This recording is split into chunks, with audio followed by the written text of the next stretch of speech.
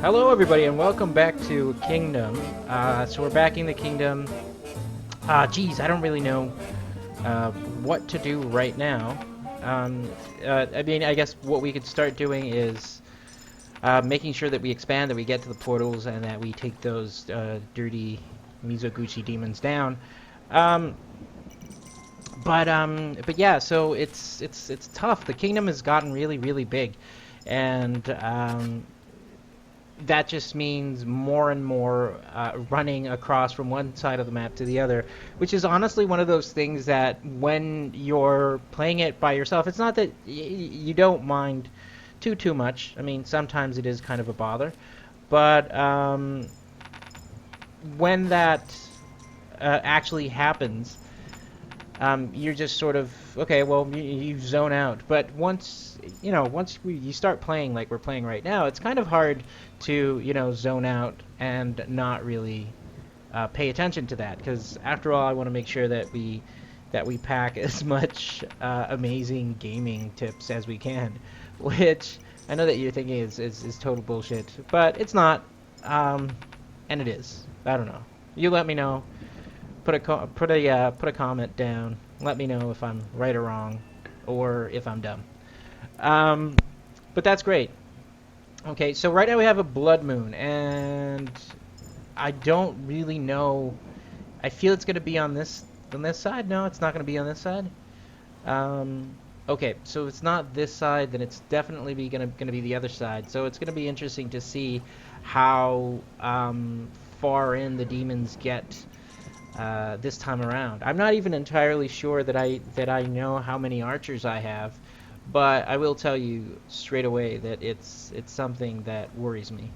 So they've gotten past a certain point, I guess. I'm just gonna go ahead and just drop all the gold that I can right here, and hopefully that'll be like good enough to appease some of them, I think. Is that it? Okay. So now we just have the crazy Magoos just going ahead there, and God, I wish I could actually pay them, but, I know that that's not a possibility. I'm just going to run past them. Oh, did you look at that? Oh, no. Shit! Oh, wow. Wow, that was intense. And I don't know what's going on right now. It seems like the game has just massively lagged. Um, I don't know. I don't know what's going on. The game is really, really slow. I know that we have played the game before, and it has actually crashed because of too much. I think it's too many entities or something like that.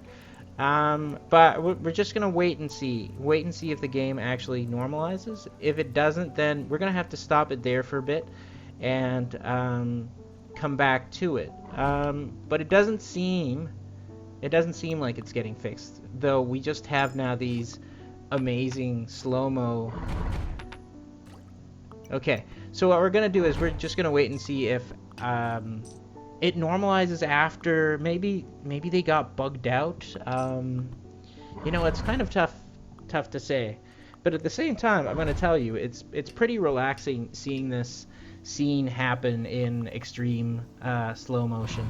And just look at that crazy son of a bitch Luigi there. He doesn't care. He's just there, and now he's got nothing to do. And now he's gonna come back, of course, because he's a dumbass. And that's right. He's gonna lose his money. Okay. So I actually did learn something from this little fiasco, and that is that apparently if you do run past these green guys, they will go after you regardless. I thought that they were pretty much just interested in the in getting to the middle of our castle, but apparently not. Apparently they are deep into knocking the crown off of my head. So yeah, and it doesn't seem like that fixed the lagging issue. So enough of this bullet time. we're gonna stop it there for a bit, and we're gonna reload the game, and we'll be right back. All right, and we are now back, and the game is no longer lagging as bad as it was when we stopped. So it's pretty much after the attack. Need to give all these guys some gold. Essentially, just tell them, here, have some money, come back. The kingdom wants you. The Uncle Blue wants you back. That's what I'm calling him. Not Uncle Sam, but Uncle Blue, because I think that's the only thing. Well, no, not King. What am I talking about? Uncle Blue and White. Okay, so what we're gonna do is, okay, we got a couple more dudes there. Okay, we'll see if we have any dudes here that need. Yep, he needs a job. He needs a job, and that's it. So I'm gonna go on this side and see if the farmers here can give me something. Come on, give me your money. Give me all your money. Okay, he doesn't have any money. What about you? Come on, give me some money. Nice. What about you? That's right. Come on. Fork it up. No? Okay. You, guys, take some money. Keep expanding. I don't know if you should go for the... Actually, I think this was the... Yeah, I always keep forgetting. This is you know, as you record these sessions through a period of days, you kind of forget or lose track of when you started, how many days and you started playing the game, and it just seems like a really long time ago, but it might actually just have been the last episode or the previous episode where we actually got rid of the first encampment that we had there. It's just kind of like really hard to tell, just because of how I'm recording the games. But yeah. Anyways, we're good. Population-wise, I don't know. Maybe we should probably have some more archers. Why are you guys? Nobody here wants to work, and that's just, it's terrible. We gotta make sure that. Oh God, so many of them. It's just so many. And we need a lot of money. Is there a feature in this game where I can make like an international trade agreement and just get a shit ton of money? Because that's how international trade agreements work, right? I'm not entirely sure. But yeah, my kingdom needs a lot of money. And I need it now. I need everyone to chip in. And by that I mean all of you peasants.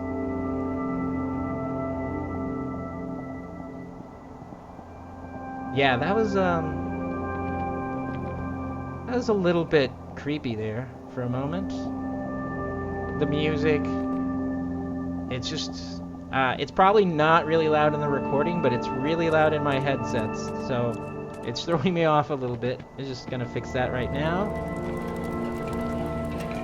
Okay.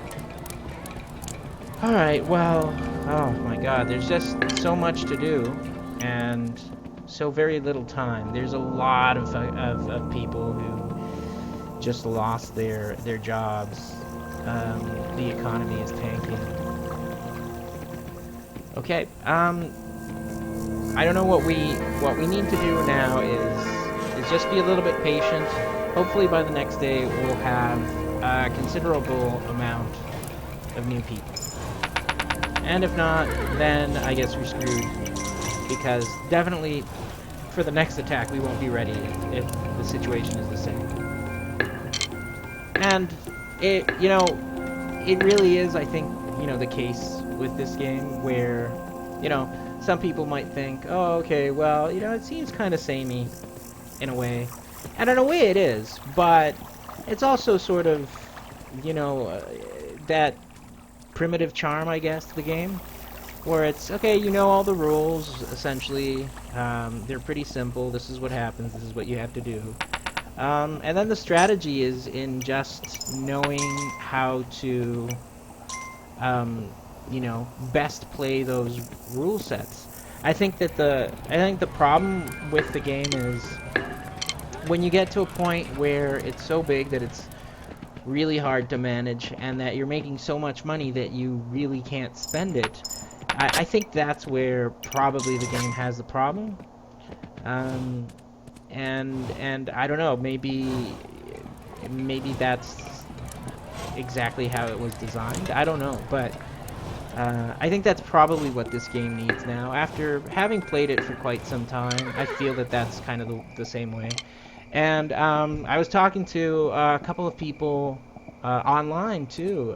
They're sort of commenting on how they thought that, they played the game. It was really great. They really enjoyed it whilst they were playing it, and they had tremendous fun.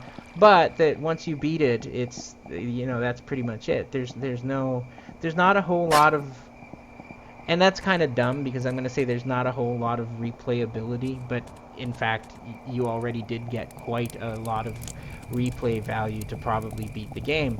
But what I'm saying, or what I think was meant, is that it has like a short shelf life because it's something that, people will play really intensely for, I don't know, several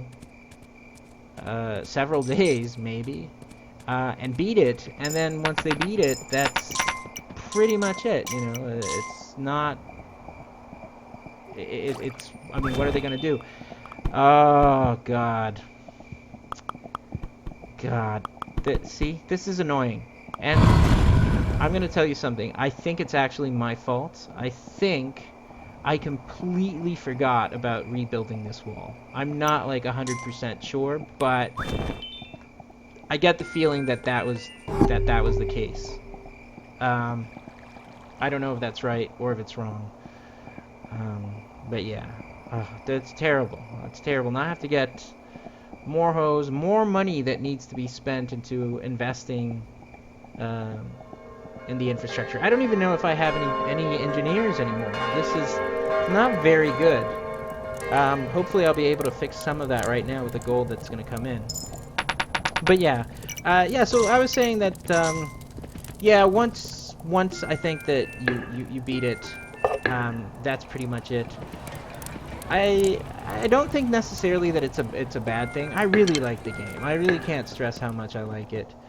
But it is both very addicting and very frustrating in the choices that it makes. And I think that and I think that's really what I want to get at, is that I think if this game continues to be, upgraded and certain dynamics changed, and it keeps evolving, that the game is actually going to have a much longer shelf life, and I think that's great because it's an indie game, and it's a great concept. It just needs a little bit more development, and something that gives it, this community-based support. And I think that would be great if they start, implementing some awesome additional content into the game. And I mean, like, sort of in the same case, I guess, as how Don't Starve was, released and developed, where, I played that about 2 years ago, and now I'm starting to play Don't Starve Together, which is just essentially the same thing. But it's got so many different changes that it is both like having that comfort of going into a game that you really liked, but also having new content there that sort of compels you to play the game over.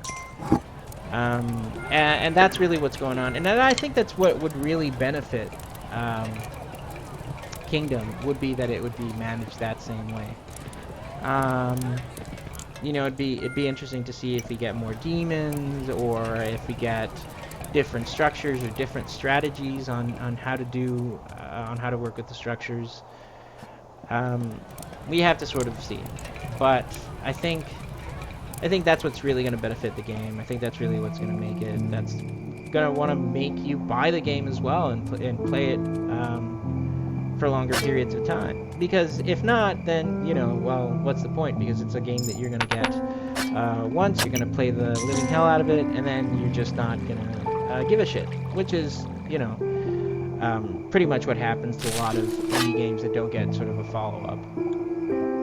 And that's, usually the case when it's sort of indie games or indie companies that are following the old model of thinking for gaming companies. Because before it was a matter of like, okay, well, you prepare a game, you put it on the shelf, you push it out there, and it's amazing.